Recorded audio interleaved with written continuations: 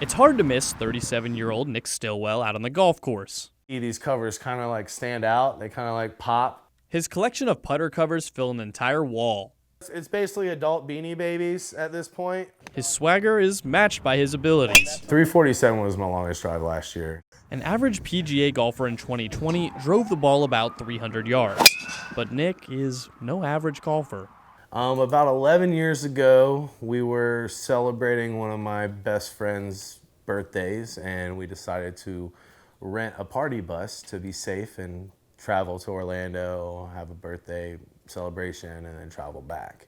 As he swerved the bus, I lost my footing, stepped down on the first step to catch myself, and fell down the steps and hit the door. And before I could even think about getting up, I felt the door opening up behind me. Going 80 miles per hour on the 408 in Orlando, the bus's back wheels ran over Nick's legs.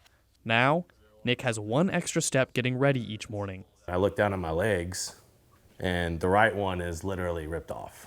The left one is crushed. A double leg amputee at 25 years old, he thought he would never play sports again. I told him, I said, no, you will play again. Wasn't a question. Oh, yes. And play he has. During the last 3 years, Nick has competed in the U.S. Para Long Drive Cup, a national competition to see who can hit a golf ball the farthest. He's finished in the top 3 each year he's competed and won the event in 2019. But Nick wanted to help more than just himself. He and a friend co-founded the Never Say Never Foundation to help empower kids who have lost limbs and show them that sports like golf are still possible. Insurance doesn't deem athletic prosthetics like golfing or running blades medically necessary. If you have a walking leg, they think that's all you need, which it's not true, especially for amputees. You almost need a different leg for every different activity. So if an amputee wants to be an athlete, they have to pay out of pocket for a blade. Nick created his foundation to remove that obstacle, buying prosthetics and giving them to families for free. When you see a kid actually put on the blade for the first time and kind of like realize like, oh my goodness, they don't even want to take it off. As Nick continues to help others and move beyond his tragic accident, one question lingers. The night it happened, one man stopped on the 408 to apply pressure to his legs and then disappeared. But who was the Good Samaritan who saved his life back in 2008? Somebody was in the other side and saw it happen. He ran over and tied his jacket around his leg. We don't even know who he is. I wish we could find the guy.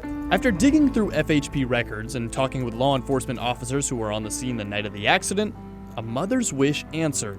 That guy, his name is Rick Grober, a project manager living in Orlando who still remembers that fateful night very vividly. His leg was hanging by threads. I could see all the bones and everything, and it was really horrific. And I tried to apply pressure on the femoral arteries, and eventually the paramedics showed up. And when they did, I actually thought that they would just be like, all right, you did a good job, off, but they said, no, keep holding that pressure. Like, you are really stopping that blood. So on this day, more than 13 years after the accident, Mother Susie and Father John met the man who saved their son's life. Rick was already in the interview room, posing as a member of our production team. What would you say to him if he were in this room right Just now? getting a name just got me. It was Rick Grover. I mean, he saved his life. He would not be here for him. His quick actions. I think that was a beautiful answer, and I'm really glad you said it because, John, Susie, may I introduce you to Mr. Rick Grober? Oh my God. Oh no.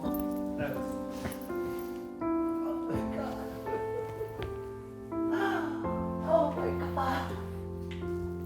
Thank you so much. I gotta hug you, man. Oh. Thank you.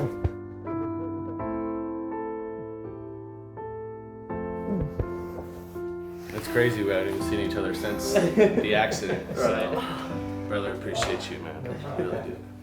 And when I saw how visceral their emotions were, and when they started crying, I couldn't help but tear up myself. And I didn't even realize how much it meant to so many people. Without Rick, Nick might not be alive, and the Never Say Never Foundation may not exist.